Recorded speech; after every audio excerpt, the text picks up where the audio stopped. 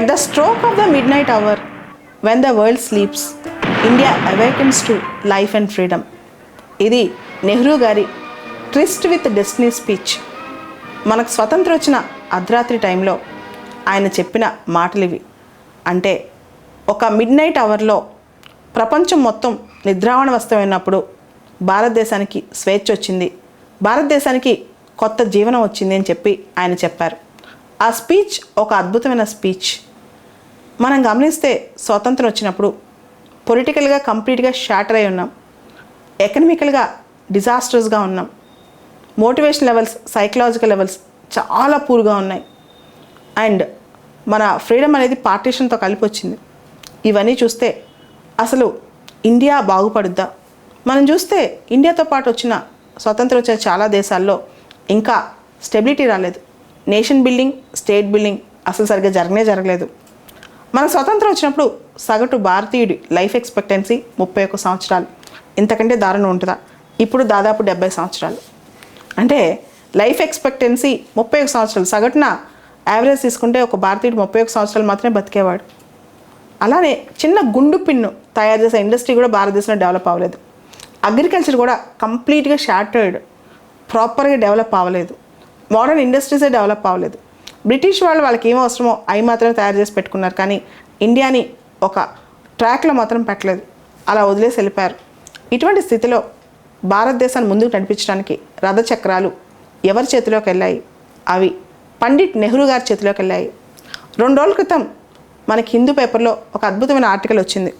Article heading the temples of modern democracy, the temples that Jawaharlal Nehru built అనే టైటిల్తో. The temples that Jawaharlal Nehru built. So ఈ temples ఏంటి?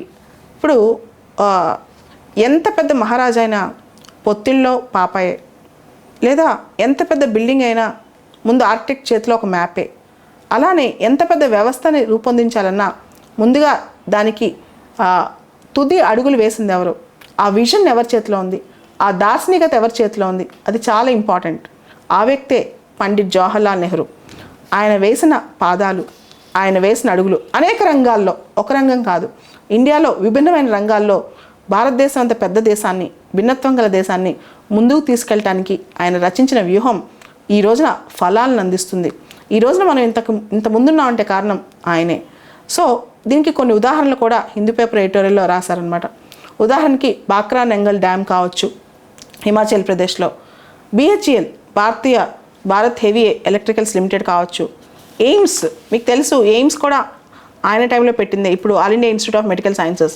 ఇప్పుడు AIIMS అనేది one of the top most research centres and hospitals in the ఇండియాలో అది top most అనమాట. అలానే LIC లైఫ్ ఇన్సూరెన్స్ కార్పొరేషన్, అదేవిధంగా ONGC కావచ్చు, ఇండియన్ ఆయిల్ కార్పొరేషన్ కావచ్చు, నేషనల్ లైబ్రరీ ఆఫ్ ఇండియా కావచ్చు, నేషనల్ ఇన్స్టిట్యూట్ ఆఫ్ డిజైన్ కావచ్చు, ఇలా రకరకాల వ్యవస్థల్లో రకరకాల అంశాల మీద ఆయన ప్రవేశపెట్టినవి.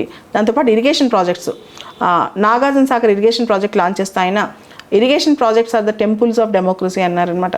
సో మోడర్న్ టెంపుల్స్, ఇవి మోడర్న్ డే టెంపుల్స్ అని కూడా ఆయన అనటం జరిగింది. దాంతోపాటు సైన్స్ అండ్ టెక్నాలజీ డెవలప్మెంట్ కూడా ఆయన నాంది పలికారు. అదేవిధంగా ఇంటర్నేషనల్ రిలేషన్స్లో కొత్త వ్యూహం ఆయన నాంది తీసుకొచ్చారు. అదే అలీనోద్యమం, నామ్ అంటాం, non aligned moment. Cold war టైంలో కమ్యూనిజం పక్కన క్యాపిటలిజం పక్కన రాకుండా అలీనోద్యమంతో ఆయన ముందుకు నడిచారనమాట.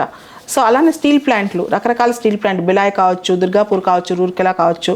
అదేవిధంగా అటామిక్ పవర్, అంటే he never advocated for a nuclear bomb. Nehru గారు ఎప్పుడు న్యూక్లియర్ బాంబ్ దగ్గరికి వెళ్ళాలని చెప్పలా, ఇండియా న్యూక్లియర్ బాంబ్ తయారు చేయాలని చెప్పలా, కానీ nuclear technology, science and technology harnessing మాత్రం ఆయన చాలా కృషి చేశారు. బాబా అటామిక్ రీసెర్చ్ సెంటర్ కావచ్చు, Tata institute of fundamental research కావచ్చు, ఇలాంటివన్నీ కూడా నెహ్రూ గారి హయాంలో ముందుకెళ్ళాయి.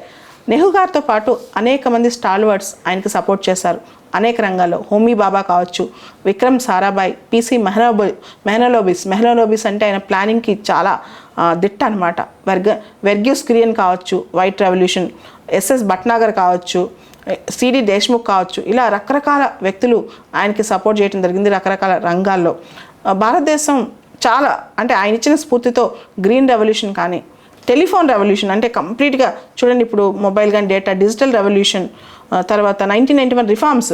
ఫస్ట్లో ఆయన ప్లాన్డ్ ఎకానమీ, ప్లానింగ్ కమిషన్ ఏర్పాటు చేయటం, 5 year ప్లాన్స్ లాంచ్ చేయటం, 1991 వరకు mixed economy model, Hindu rate of growth, అంటే గ్రోత్ రేట్స్ చాలా తక్కువ ఉన్నా సరే 1991లో మనకి ఎల్పిజికి ఇదంతా చాలా దోహదపడ్డాయి అనమాట. అంటే ఒక పరిపక్వం తేవడానికి భారత ఆర్థిక వ్యవస్థకి ఆయన వేసిన తుది మెరుగులు, ఆయన పెట్టిన బీజాలే ఇప్పటికి మనకి ఫలాలు అయి వచ్చాయన్నమాట.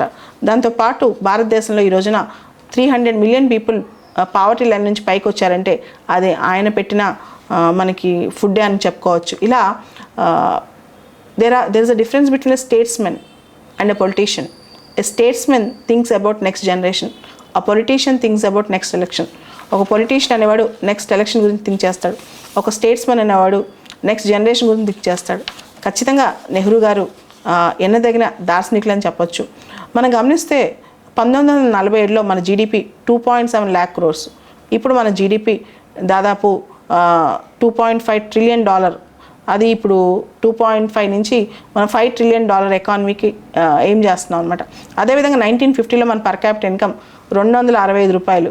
ఇప్పుడు మన పర్ క్యాపిటల్ ఇన్కమ్ $1,28,829. ఇలా ఏ రంగం తీసుకున్నా ముఖ్యంగా భారతదేశంలో ప్రజాస్వామ్యం స్టెబిలైజ్ అవడానికి ఆయనే ప్రధాన భూమిక పోషించారనమాట. India is the largest democracy. India is maintain democratic ethos in spite of many challenges and diversities. Democracy కానీ, సెక్యులరిజం కానీ, ఇంక్లూజివ్ గ్రోత్ కానీ, ఫ్రీ ప్రెస్ కానీ, నాన్ అలైన్మెంట్ కానీ, ఇలాంటివన్నీ ఆయనవే. కాకపోతే ఇంకా ఇండియాలో ఇంక్లూజివ్ గ్రోత్ అనే కళ పూర్తి కాలేదు. Top 1% of Indians are holding 57% of wealth.